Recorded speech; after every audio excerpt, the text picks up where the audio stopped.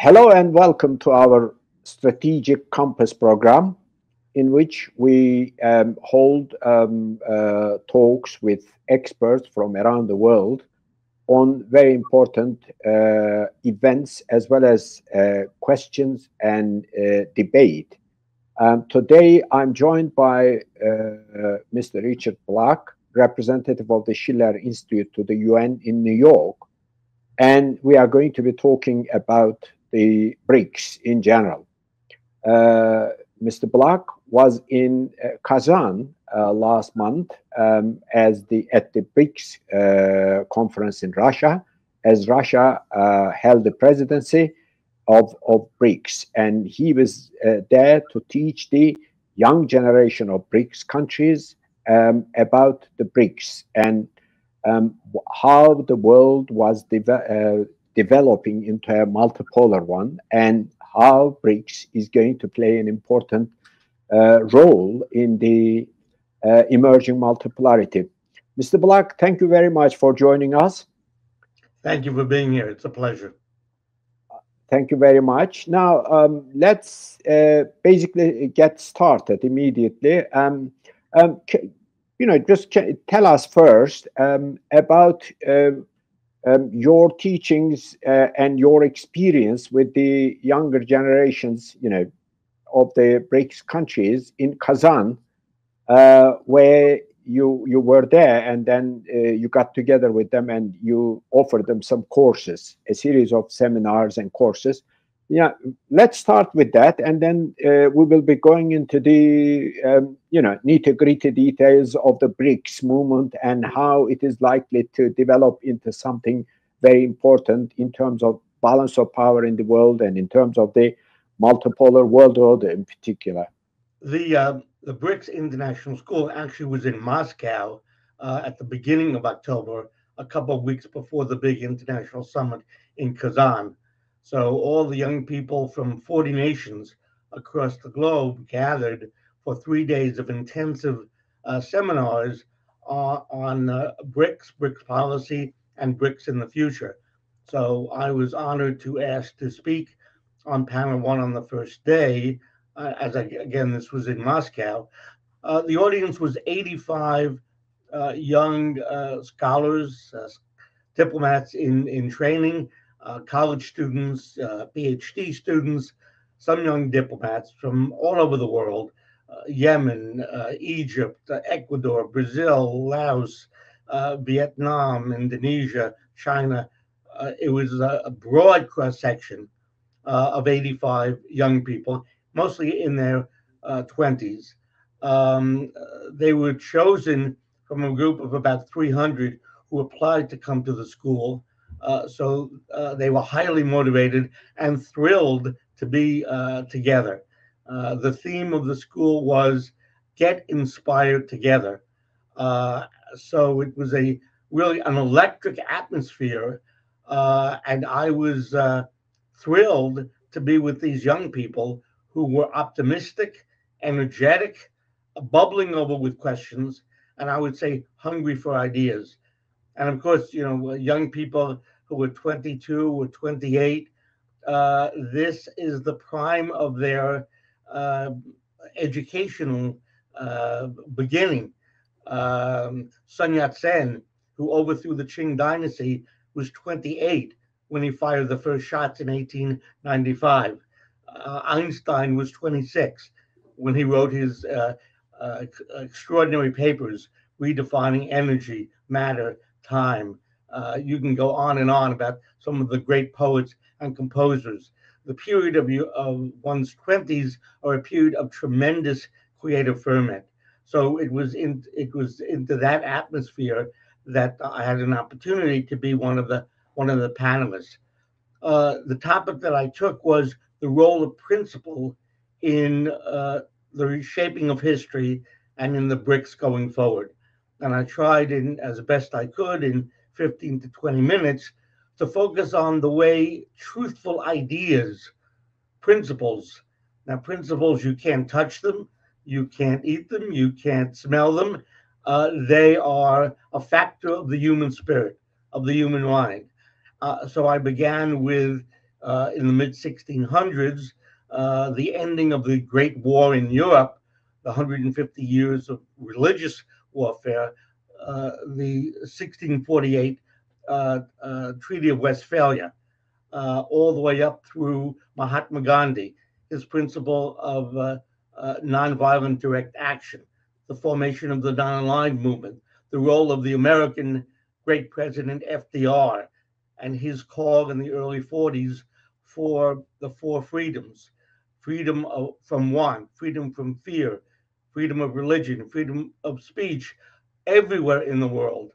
In this extraordinary speech that FDR gave in 1941 to the US Congress, he talked about those freedoms not for Americans, but for every citizen in the world. And that led to his outline for United Nations. It became the UN Charter. So I brought the young people all the way up to the present, where the founder of the Schiller Institute, Helga Zepp-LaRouche, has been circulating for the last 2 years a very short document called 10 Principles for New Security and Development Architecture. And every one of the students got a copy of that, either in Russian or in English. So that was the outline of what I walked into and what I tried to present.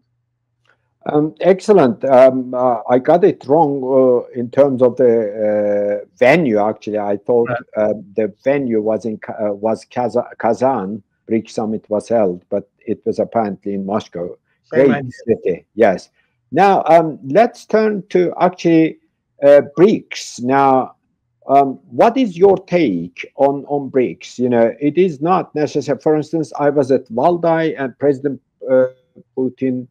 And, you know, before the Russian officials and several scholars across the world and people, former ambassadors, former military, including President Putin, none ever said that BRICS was something of a gathering against the West.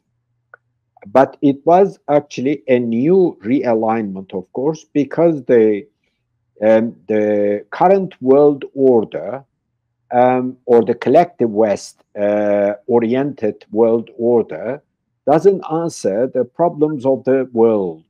It actually makes the problems even more complicated. In some respect, the current world order is unreformable. So that is why all these countries are basically looking for an avenue to get together and to also discuss with each other about new formulas, about new way out, as to what could be done in terms of economic relations, in terms of trade, and in terms of also de-dollarization. How would you get out of the dollar hegemony, for instance? It's a very big thing. So that is why these countries are getting together. So it's not necessarily anti-Western gathering, but this is the light in which the current Western leadership would like to see it. Now, what is your take on that first, and how do you think that the new administration in Washington, D.C., that is going to take office in late January would actually view BRICS? Well, you're absolutely right. President Putin, in every one of his speeches, both at Valdai and over the last year, has made the point that the formation of this new international economic architecture is non-West, but it is not anti-West. And at the moment, the West wants to join, collaborate. All nations are open. For instance, even nations which are members of NATO, such as Turkey, who I believe is one of the new partners of BRICS. So this is extremely explicit that what the BRICS are about is development. And the third world, or the global majority now, Africa, Southeast Asia, Central America, South America, still live among grinding poverty, no electricity, no education, no food where you can bring up your young healthy and strong. The rate of poverty across the global south is horrific, is an absolute sin. And what we in the Schiller Institute and what I think the BRICS leadership is looking at is finally we can have technology transfer, advanced medicine, advanced education, advanced science transferred to the global south so that they can prosper and play their role as a force in history. So the way I see it is that finally what we see is the global south is standing up. And you have extraordinary leaders who have a certain quality of genius, such as President Putin, President Xi of China, in a different way, Lula of Brazil, of the South African leaderships. These are men and women of vision and of courage, each in their own way. And I know you recently attended in the last week the Balde Discussion Club in Russia. Well, there President Putin was visionary. He said, I'm not talking about multipolarity. I'm not talking about a polycentric world. I'm talking about polyphony between the nations, where each nation contributes a melody, a theme, and rather than cacophony, rather than chaos, it creates a beautiful symphony, polyphony, referring to an important aspect of classical music. This is brilliant, because in fact, politics is an art. This is something which the founder of our movement, the American statesman and economist Lyndon LaRouche, has developed in many, many papers, that creativity in science, the invention, the creation of a new idea, the breakthrough of a new understanding, the process by which that occurs is identical to the process of development in a great work of Mozart, of Beethoven, and Brahms. Creativity is creativity. And I was thrilled to read President Putin's keynote address or summary address for about an hour at the Balde Club, in which he said, we are creating a polyphony. And hopefully the new administration will say, well, this is a golden opportunity. We don't like the immigrants flowing into our borders in Europe and the United States. The answer is simple. Transfer advanced technology into South America, into Africa. Allow these nations to see that there's an immediate opening of their future. Young people can be trained as technicians, engineers, designers, and then there will be no impulse and no need to leave their starving situation. This could be done within a matter of months, both by the Europeans and by the United States. Allow these nations who have been oppressed by the IMF, oppressed by IMF conditionalities, oppressed by sanctions, lift these barriers and allow these former colonies. What an obscenity! A colony? What's the basis of turning a people into a colony? We in America, we carried out the first bloody, successful revolution against the British Empire because we had geniuses at the top of the revolution. Washington, Hamilton, Franklin, this generation were geniuses in fighting for a new conception of man, against empire, against royalty, against the rulers and the ruled. And that's, in my view, that's what we're seeing with BRICS. And what we and my director, Helga Zepp-LaRouche, have been talking about over the last couple of years is we're hoping that the BRICS will usher in not merely a set of treaty agreements or trade, but a new paradigm of international relations. And I think President Putin touched on that in the last days in Balde when he said, we are capable of creating a great global polyphony. Oh, yes. He did say all that, yes, at Balde Club at the closing session. he again was very, very good last year when he spoke to the Valdai Club again. He does it wonderfully, and he talks about all the problems in a very you certainly understand what all the struggle is about, basically behind the search for multipolarity and all that. So and why it is so important to bring about, for instance, indivisible security for all, and also economic development for all. Now, in addition to the to what you've said, and one thing basically came to my mind, that is, in terms of the refugees, yes, there had always been this problem of underdevelopment. In the former colonies, in particular, Africa, elsewhere, and then underdevelopment certainly leads all these problems, and the people, when they don't find enough food and proper hygienic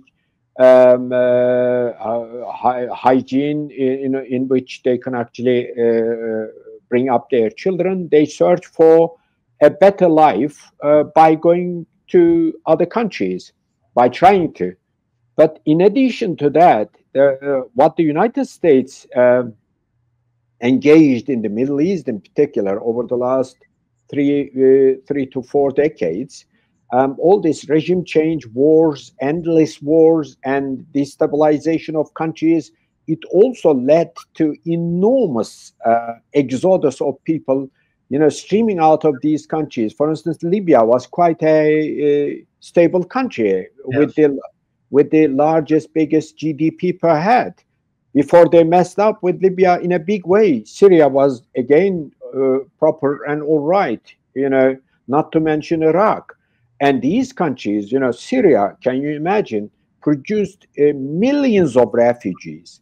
They all streamed into the neighboring countries, Turkey including, and then they tried to go to other places. So there's also this dimension to the refugee problem. So the United States policies and the Western countries, on the one, United States basically creates what the United States does, basically leads to exodus of all these people, but then the European countries don't want them.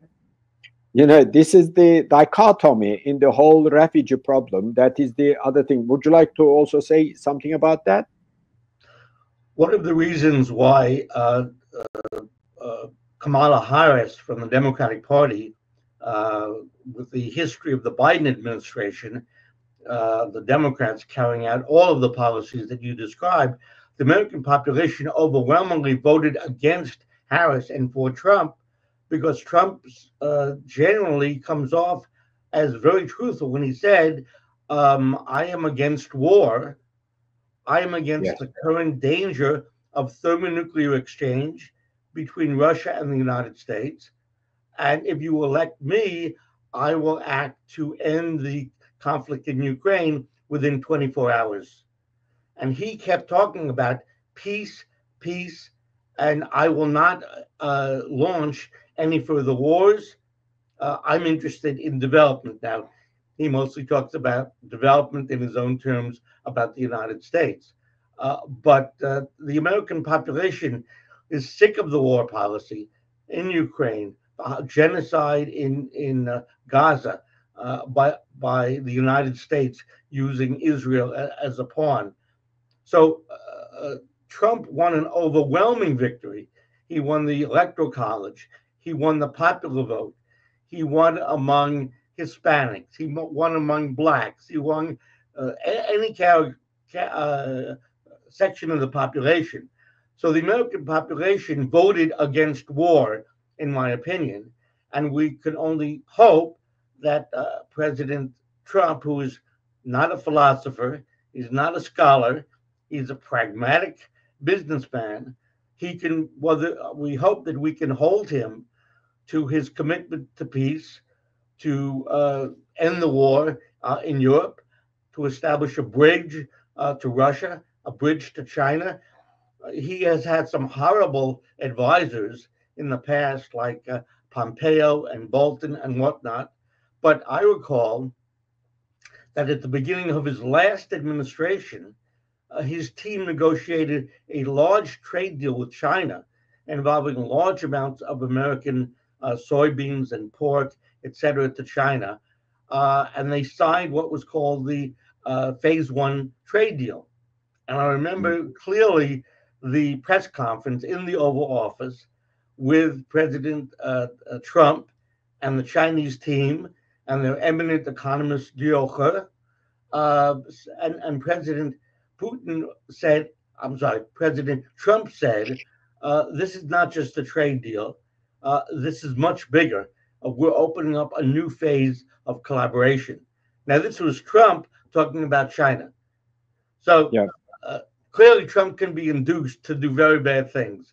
But I think he has learned some things about the neocons, the Cheneyites in America from the last administration. And we have to pressure him. Our movement, the LaRouche movement in the United States, we're trying to play a role with other voices of peace to hold him to his pledge against war. And perhaps we can pull our troops out of Syria, end this carnage. I mean, perhaps 100,000 or more young Ukrainian men have been slaughtered, 50,000 Russian young ones slaughtered. What a tragedy for nothing because of the U.S. policy to use Ukraine starting in about 2010 as a NATO advance team against Russia. So we're hopeful, but we have to work very hard, especially in this period between now and inauguration in January. And the Schiller Institute, we will be holding a major international conference on this theme online December 7th and 8th, a Saturday and Sunday. The conference is called In the Spirit of Schiller and Beethoven, All Men Become Brethren. So there will be top strategic speakers on the panels speaking on these topics that we're touching on here today. Well, excellent. You know, we would be looking forward to the conference, you know, because it is terribly timely. There's no question about it, particularly in this transition period, because sometimes I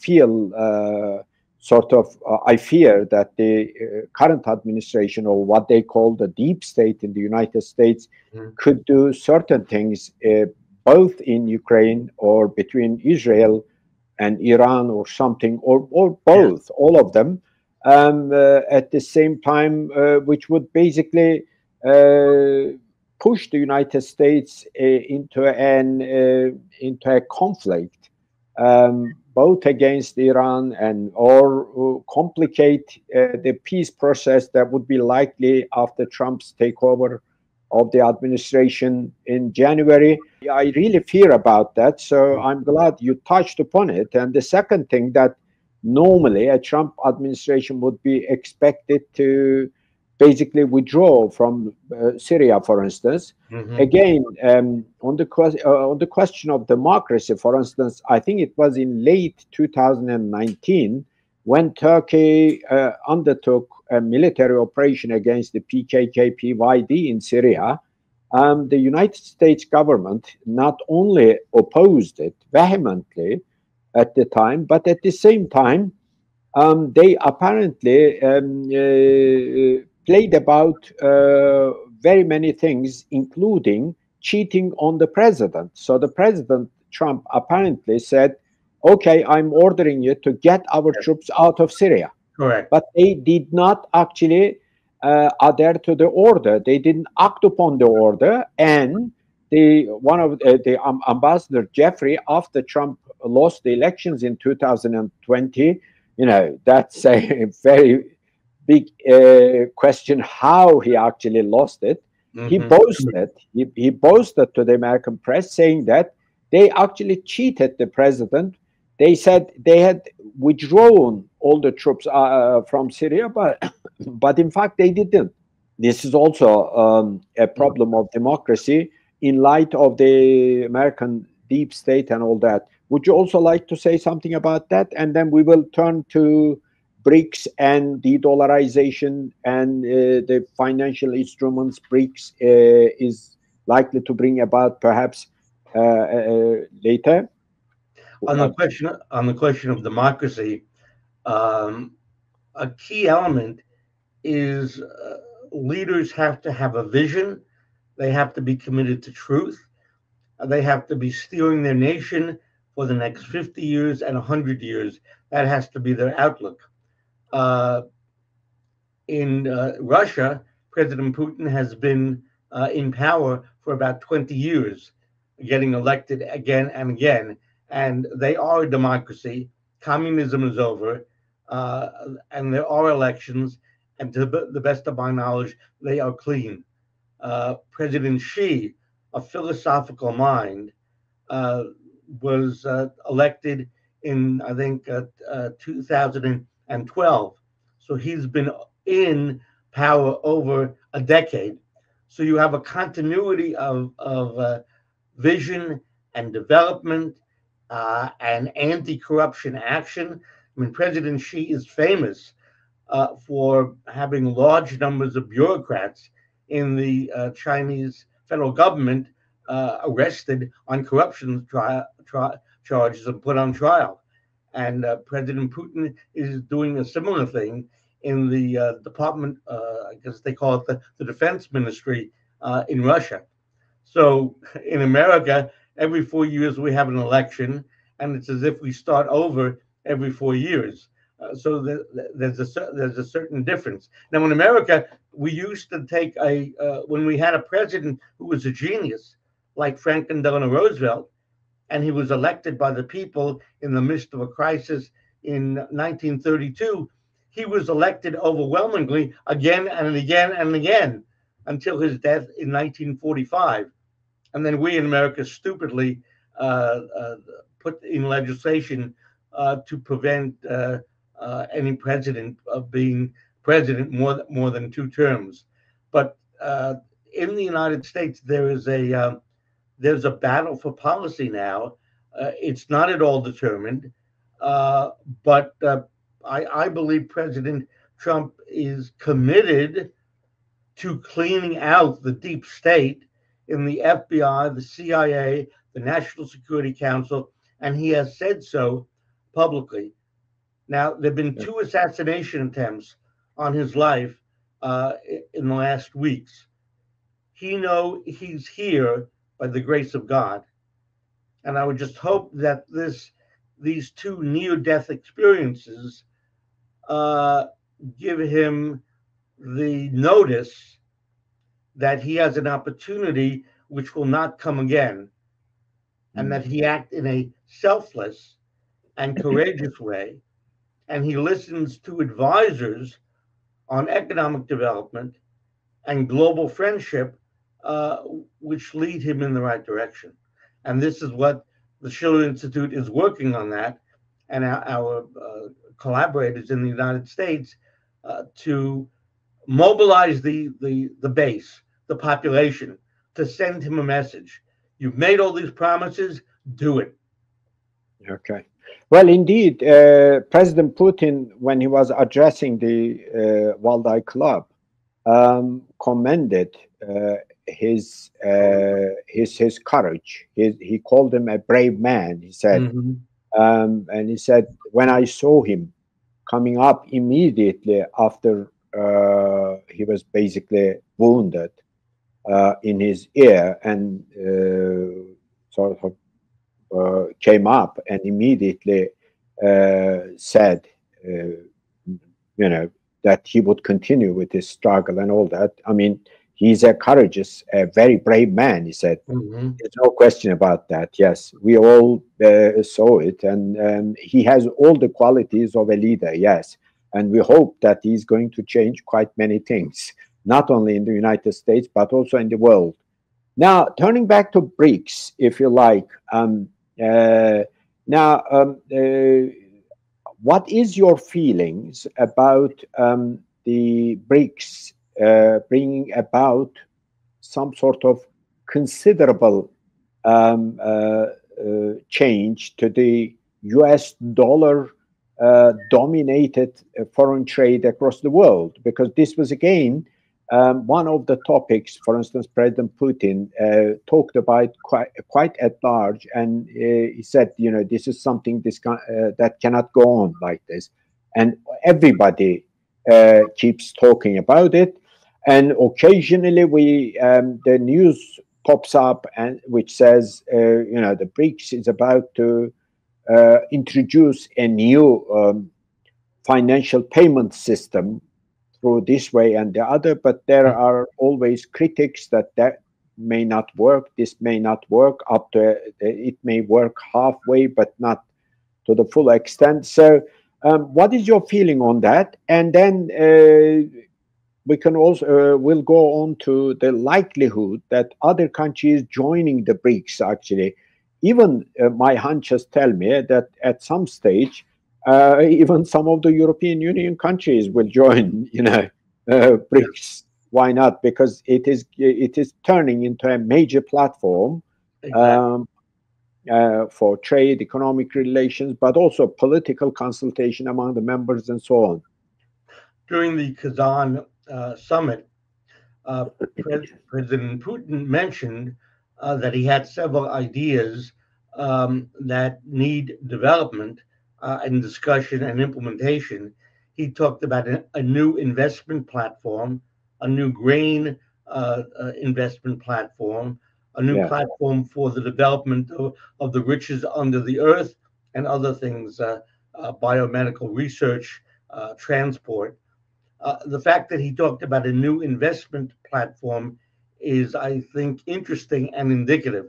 We in the Schiller Institute have made the point again and again that what's required is credit, long-term credit for nations like Angola and Nicaragua and Paraguay and Laos, credits that extend 10 years, 20 years, what the Chinese call patient capital. So you extend billions of dollars of credit, not based upon the amount of riches that the country has at the moment, but based on the productive power that will be developed in the nation by the creation of the new capital, which the investment is going to. Hydroelectric dams, or like in Egypt, where Russia is currently building 4 units of a modern nuclear power plant in Al-Dabaa, etc. This idea of credit is Hamiltonian. This idea of credit is what FDR did in rebuilding America out of the Depression. So it's not money, it's not a loan based upon how much the interest will be in return, but it is directed credit.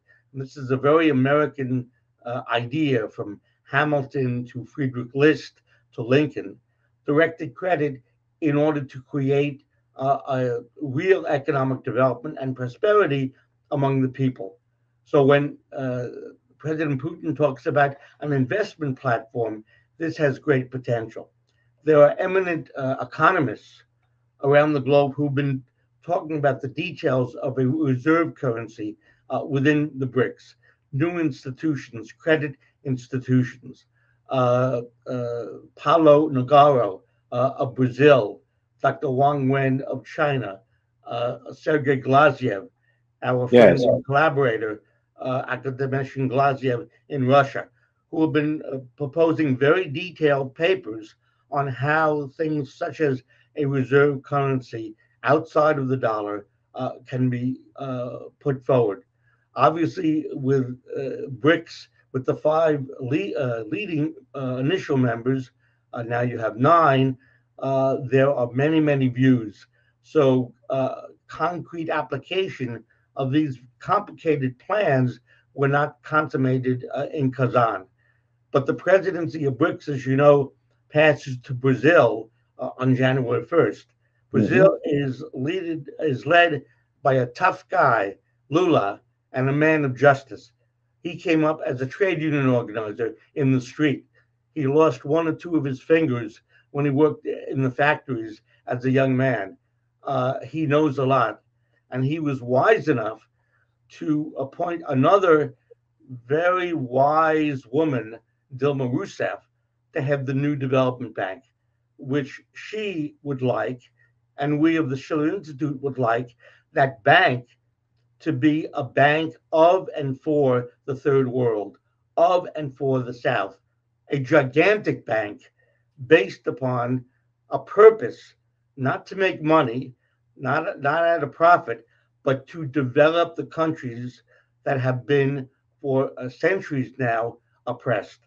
So although detailed plans were not solidified in Kazan, the baton is being passed to Brazil, and it's quite interesting. Dilma Rousseff received from Xi Jinping a distinguished honor, a medal, a few months ago, the highest civilian medal a non-Chinese can receive. Dilma, her view is the new development bank, the BRICS bank, to be used as such an investment platform. And another flank carried out by President Putin, he said, well, you know, officially we in Russia, we're supposed to appoint the new president of the new development bank in July. But given the global controversies, we're going to suggest that Dilma Rousseff, who has played such an excellent role, that she stay on. So this is a very interesting drama, so to speak, and with people of the integrity and the courage and the vision, such as Dilma Rousseff and Lula and President Putin and President Xi, the Jaishankar of India. I'm just not to leave anybody out, but some of the leading players are not simple politicians. They're not bureaucrats. They're not stuck in the moment. And certainly the Chinese, their policy, they're looking at 2049, the 100th birthday of the new China. Everything they're doing, fusion research, life systems on the moon, quantum computing, the Belt and Road Initiative, everything they're doing is focused not on 2025 or 2026. They're focused on 2049. That's a big plus. And of course, China is a big player in the BRICS as a whole. Okay. Well, what about the BRICS basically turning into a major platform? Some even suggest that it may replace the United Nations, although I would think that it would not replace the United Nations, but it would make the United Nations some sort of an organization where people, you know, without a serious mandate, if you like. The United Nations doesn't seem to be handling world affairs in a just way, certainly. You get the Western dominance at the United Nations one way or the other, particularly at the agencies and at every level. So some say it would even replace the United Nations, but I would take it with a pinch of salt. But all in all, BRICS is quite likely to be a very, very big platform and a very big player. Even if the anti-establishment parties were to come to power in Germany, France, Italy, in Netherlands, in Italy and Netherlands, they are in power. I think in Germany, they may come to power late February because they fixed the election date today in Germany. There is elections are coming up, and in France, the present administration cannot go on like this. It has become almost what they say in French, caduc. It has very little legitimacy in the real way in the eyes of the people in France. So when it comes to that, would you see even some of the major European countries like Germany, France, Italy, and others even joining BRICS, let alone all the others from across the world are likely to join BRICS more and more. Well, yes, I agree with you completely that the BRICS would not replace the United Nations, but being a force for a new international architecture, it could use its power to reshape the United Nations. We can talk about the details of how that can happen in a moment if necessary. But in terms of BRICS being a major force in the world, I was just looking at the figures, not of the GDP of the BRICS nations. So what do you have? You have 5 initial nations plus 4 joined at the beginning of this year, and then another 12 or 13, including Turkey, just became partners. So it's something like, I think, 22 nations. That's a large body to move forward a completely new architecture, a little bit unwieldy already. So I would think it would be a slow process for any other nations to join, but nations could open up friendly relations based upon goodwill and mutual development without necessarily joining the BRICS. But in terms of BRICS as a major platform, in terms of population, the BRICS nations comprise over half the population of all of humanity. Their wheat production is over 50% of the world wheat production. If you look at coal and steel, the BRICS nations produce almost 75% of world steel and world coal. Now, that steel figure is quite interesting. Germany and the U.S. decided it wasn't that important to be a producer nation anymore, stupidly. Yet the BRICS, what's the theme? Develop. In real economy, investment in real economy. Exactly. That's my point. That's exactly my point. So I see the BRICS as a moral force, as a spiritual force. This is what I saw at the BRICS school, October 1st, 2nd, and 3rd in Moscow.